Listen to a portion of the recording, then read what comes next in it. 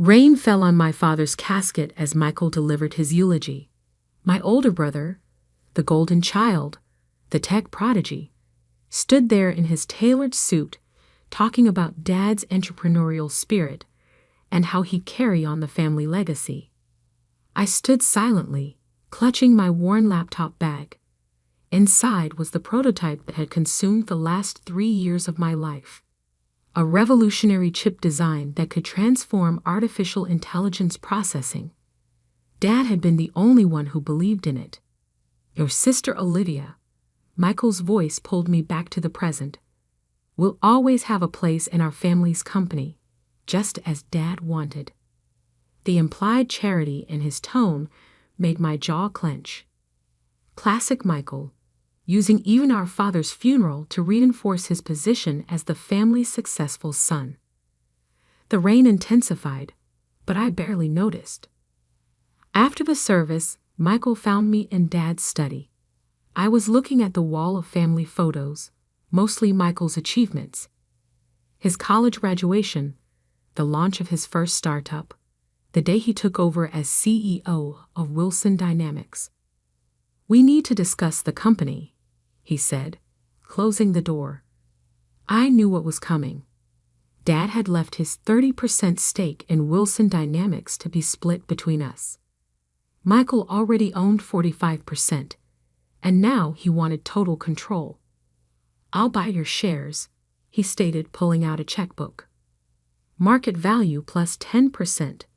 Generous, considering you've never contributed to the company's success."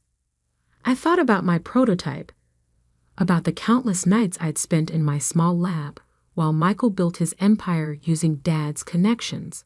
I'd rather keep my shares. He laughed, that condescending sound I'd heard my entire life. "And do what with them? Vote on company decisions? You barely understand what we do."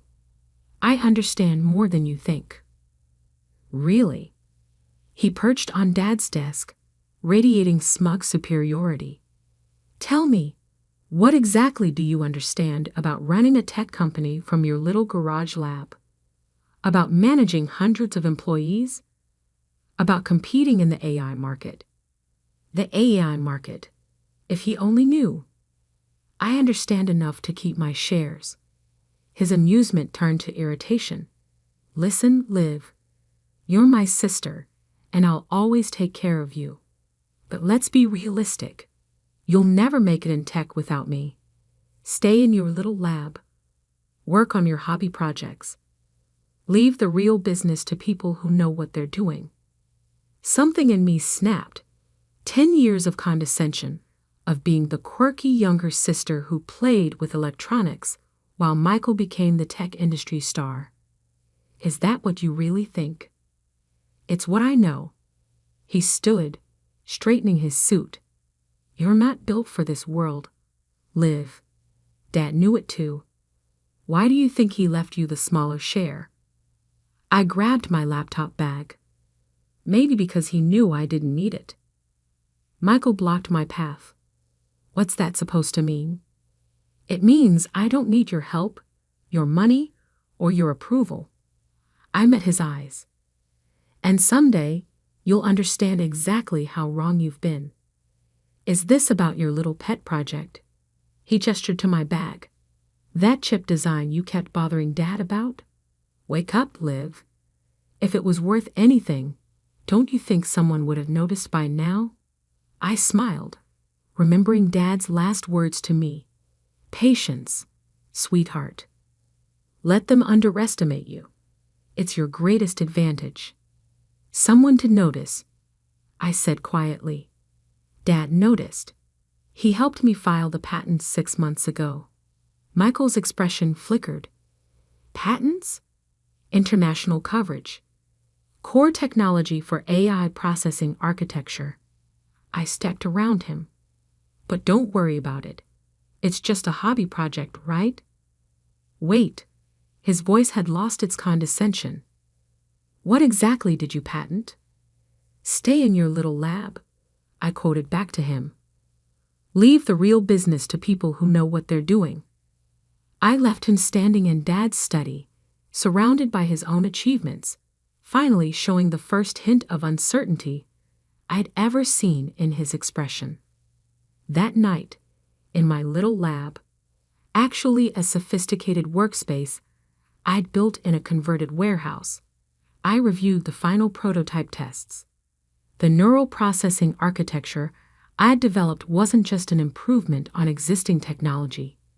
It was a fundamental reimagining of how AI systems could function. Dad had understood immediately. While Michael focused on marketing existing tech, I'd been quietly revolutionizing the foundation of AI processing itself. The patents Dad helped me secure weren't just protective. They were potentially industry-changing. My phone buzzed. "Michael, we should discuss your patents. Dinner tomorrow?" I ignored it, focusing instead on an email from Jessica Martinez at the patent office. Final approval confirmed. Documentation complete. Another message from Michael. "Whatever you're planning, remember who has the resources to actually bring products to market." I smiled, thinking about the meetings I had scheduled for next week. Venture capitalists, tech reviewers, potential partners. All arranged quietly over the past 6 months with Dad's guidance. Going to bed, Dr. Wilson? My assistant Sophie called from the lab entrance. She was the only other person who knew the full scope of what we'd developed. "Almost done," I replied, making final adjustments to the presentation I'd be giving next week. "Just refining some details. Your brother's company announced their new AI platform today," Sophie mentioned casually. "They're calling it revolutionary." I nodded, unsurprised. Michael always announced products before they were ready, counting on his marketing team to bridge the gap between promise and reality. "Should we be worried?" Sophie asked. "No." I closed my laptop, thinking about the technical specifications I'd seen in Wilson Dynamics' public filings. They're still using conventional architecture. They have no idea what's coming. That night, I dreamed about Dad. Not the sick man from the hospital, but the father who'd first taught me about electronics, who'd encouraged my curiosity, while everyone else focused on Michael's more visible achievements. "Your brother builds on the surface," he told me once. "You build from the foundation up. Both have value, but foundations last longer."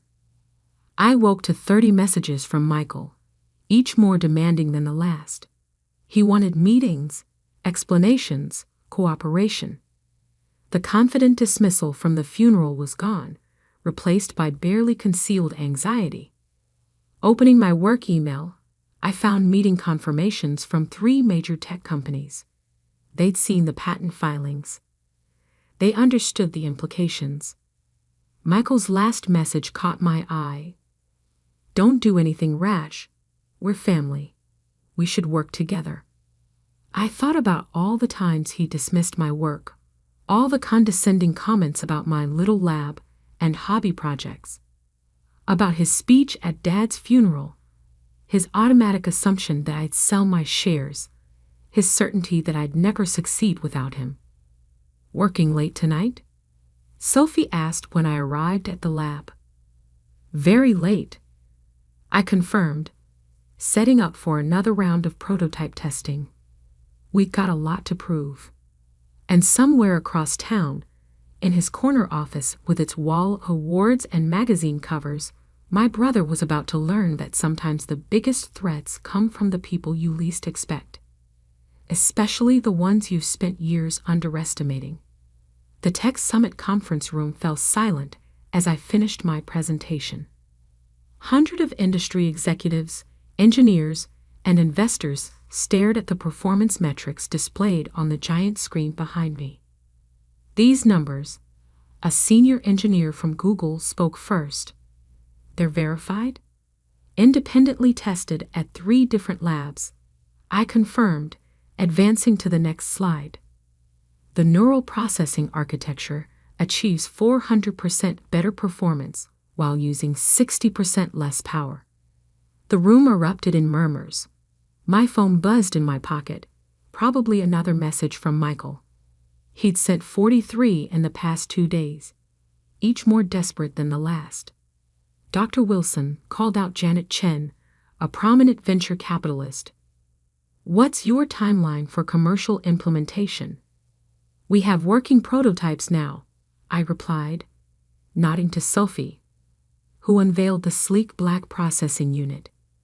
Full-scale production could begin within 6 months. More murmurs. Everyone in the room understood what this meant. The AI processor market was worth billions, and I'd just demonstrated technology that made current solutions obsolete, including my brother's entire product line. After the presentation, I was surrounded by executives offering partnerships, investors promising blank checks, and engineers asking technical questions. In the corner, I spotted Wilson Dynamics' Chief Technology Officer frantically typing on his phone. "Dr. Wilson," a quiet voice cut through the crowd. Marcus Zhang, CEO of Silicon Dynamics, extended his hand. "We should talk privately." 20 minutes later, in a secluded meeting room, Marcus got straight to the point. "Name your price. The technology isn't for sale." He smiled. "Everything's for sale. 10 billion? I thought about Michael's words at Dad's funeral, about staying in my little lab. "This isn't about money, Mr. Zhang. 15 billion. Exclusive rights." He slid a preliminary term sheet across the table. "You could fund 100 research labs with that." Before I could respond, my phone buzzed again. "Michael, your presentation is trending on tech Twitter. Call me immediately." "Excuse me," I told Marcus, "but I have other meetings scheduled, though I appreciate the offer." His smile faded. "Wilson Dynamics will be calling next. Your brother is probably very busy right now." Indeed, Michael was busy. His company's stock had dropped 18% since my presentation, as analysts digested the implications of my technology. Wilson Dynamics' much-hyped new AI platform, scheduled to launch next quarter, was now effectively obsolete before release. Sophie met me outside the conference center. "Your brother's here." "Here?" "In the lobby, with his entire executive team." I checked my phone. 67 missed calls, 112 messages, emails from Wilson Dynamics board members. "Should we use the back exit?" Sophie asked. "No," I straightened my jacket. "Time to face this head-on." Michael stood as I entered the lobby, his usual corporate polish showing cracks. His CTO hovered nearby, clutching a tablet full of my technical specifications. "We need to talk," Michael said, trying to sound authoritative, but missing by a mile. "I'm quite busy." "Damn it, Liv." His composure cracked. "Do you have any idea what you've done? Our stock is in freefall. Partners are calling about contract revisions. All because you couldn't. All because I couldn't what?" I cut in. "Succeed without you? Stay in my little lab? Leave the real business to people who know what they're doing." His face flushed. The executive team shifted uncomfortably. "The patents," his CTO interjected. "They're fundamental. We can't work around them. Every approach we've tried uses my architecture as a foundation," I finished. "Yes, I know." Michael stepped closer, lowering his voice. "What do you want?" "Want to license the patents, to sell them, to," he swallowed, "partner with Wilson Dynamics." I thought about the wall of his achievements in Dad's study, about a lifetime of condescension and dismissal. "I have a meeting with Intel in 20 minutes. I said, checking my watch. Their CEO flew in personally. Intel? Michael's voice cracked. Liv, we're family. You can't. Family? I laughed. Now we're family. Not when you tried to buy my shares for pennies. Not when you mocked my work. Not when you used Dad's funeral to emphasize my supposed inadequacies.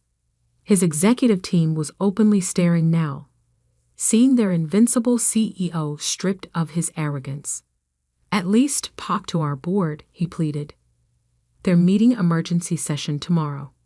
Can't. I'm having lunch with Apple's acquisition team. I started walking toward the elevator. Though I heard Silicon Dynamics made an interesting offer. Michael grabbed my arm. You would sell to our biggest competitor. I haven't decided to sell to anyone. I pulled free. But isn't this what you wanted? For me to learn about real business. The elevator arrived with a soft chime. Sophie held the door as I stepped in. Liv, please. Michael's voice had lost all its corporate authority. Everything I've built was built on assumptions. I finished as the doors began to close. About me. About my work. About who gets to decide what success looks like. The last thing I saw was my brother's face, a mix of desperation and dawning comprehension that his dismissive little sister now held the power to reshape the entire industry. The next week was a blur of meetings, demonstrations, and increasingly dramatic offers. Wilson Dynamics stock continued to fall as more technical details emerged. Analysts called my architecture a paradigm shift. Competitors circled my brother's company like sharks scenting blood. Your brother's board called again, Sophie reported one evening as I reviewed licensing proposals. They're discussing removing him as CEO. I nodded, unsurprised. Michael had staked everything on his AI platform launch. Now it was worthless before it even hit the market. There's also this. She handed me a magazine. The cover showed Michael and me at Dad's funeral. Him at the podium, me in the rain. The headline read, Silicon Valley's biggest upset. How Wilson Dynamics missed the future in their own family. They want to know your next move, Sophie added. Everyone's waiting. I looked at the prototype humming quietly on my workbench. Dad had been right. Foundations matter more than surface appearances. Their lawyer called too, Sophie continued. Apparently, their preliminary analysis shows their entire product line might infringe on your patents. Might? Does infringe. Significantly. She paused. What are you going to do? I picked up my phone, looking at the dozens of missed calls from Michael. Each one a reversal of a lifetime of dismissal. Each one a recognition that the sister he'd underestimated now controlled his fate. First, I said, we're going to let them sweat a little longer. Then? I smiled, thinking about all those years in my little lab while Michael built his empire on shifting sand. Then we're going to teach some people a very expensive lesson about underestimating the wrong person. Because sometimes success isn't about proving people wrong. It's about waiting until proving them wrong hurts the most. The Wilson Dynamics boardroom looked exactly as I remembered it from childhood visits with Dad, all mahogany and leather, designed to intimidate. But today, sitting at the head of the table, while the board members waited nervously for me to speak, the room felt different. Maybe because my brother's usual seat was empty. The patent infringement is comprehensive, Wilson Dynamics chief counsel explained, sliding a thick document across the table. Our entire AI processing architecture relies on technology Dr. Wilson patented. Dr. Wilson, not Michael's sister or Ms. Wilson anymore. Amazing what a few $1 billion in market capitalization could do for one's professional courtesy. To be clear, another board member spoke up. Without a licensing agreement, we can't ship any products. We'd lose every contract. The company would collapse. I finished. Yes, I know. The room fell silent. Through the floor-to-ceiling windows, I could see Michael pacing in his office across the courtyard. He hadn't been invited to this meeting, a fact that must have been killing him. We're prepared to offer significant compensation, the board chairman began. Full market value plus. I've already received better offers, I interrupted. Silicon Dynamics offered $15 billion for exclusive rights. Intel topped that yesterday. Apple called this morning. More silence. The chairman's face had gone pale. But you haven't accepted any offers, the CFO observed carefully. No. Because? I stood, walking to the windows. Michael had stopped pacing, staring directly at the boardroom. Even from this distance, I could feel the weight of his gaze. Do you know what my brother said to me at our father's funeral? I turned back to the board. He said I'd never make it in tech without him, that I should stay in my little lab and leave the real business to people who know what they're doing. The board members shifted uncomfortably. They'd all been there that day, watching Michael dismiss me in front of everyone. Here's my offer, I continued. Wilson Dynamics gets a non-exclusive license to my patent portfolio. You pay market rate royalties, just like everyone else will. No special treatment, no family discounts. But I'm not finished. I held up my hand. The license is contingent on some management changes. Michael steps down as CEO. Immediately, the chairman leaned forward. You want to take over? No, I smiled. I want him to learn the same lesson Dad taught me. Success isn't about titles or corner offices. It's about understanding what you actually contribute and who would run the company. Sophie Martinez will be here in 10 minutes. She's managed my research team for 5 years. She understands both the technology and its business implications. I paused. She also lacks any illusions about her own importance. As if on cue, my phone buzzed. Sophie, ready when you are. One more thing, I added. The company establishes a new R&D division. Real research, not just product development. And it operates independently, without interference from marketing or sales. You want to run it? The chairman asked. No, I want to choose who runs it, and I want it named after Dad. I met each board member's eyes. He always believed in building foundations, not just selling promises. The chairman glanced at the stock ticker displayed on the wall. Wilson Dynamics down 40% since my patent announcement. How long do we have to decide? Intel's offer expires at midnight. I gathered my papers. I suggest you choose quickly. Walking out, I stopped at Michael's office. He sat behind his desk, all his usual confident energy replaced by defeated stillness. The board's voting now, I said from the doorway, to accept your terms. His voice was hollow, to replace me, to save the company you nearly destroyed with your arrogance. He looked up sharply. I built this company. No, I cut in. Dad built this company. You inherited it and coasted on his reputation while ignoring actual innovation. How long since your R&D team developed anything genuinely new? His silence was answer enough. You know what your problem is, Michael? You've spent so long being the star that you forgot how to recognize real talent, even when it was right in front of you. In my defense, he managed a weak smile. You hit it pretty well in that little lab of yours. No, You just never bothered to look. I turned to leave, then stopped. By the way, Sophie's taking over as CEO. Try to learn something from her. She understands what you never did.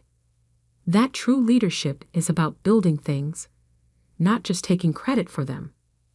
And what will you do? He asked. Take Silicon Dynamics' offer? I'm launching my own company.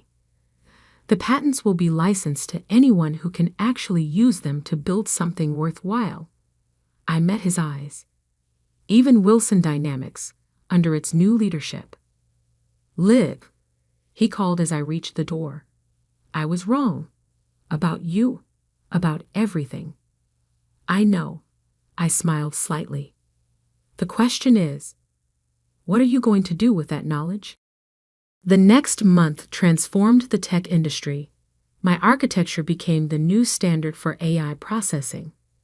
Wilson Dynamics, under Sophie's leadership, refocused on genuine innovation. Their stock recovered as investors gained confidence in the new direction.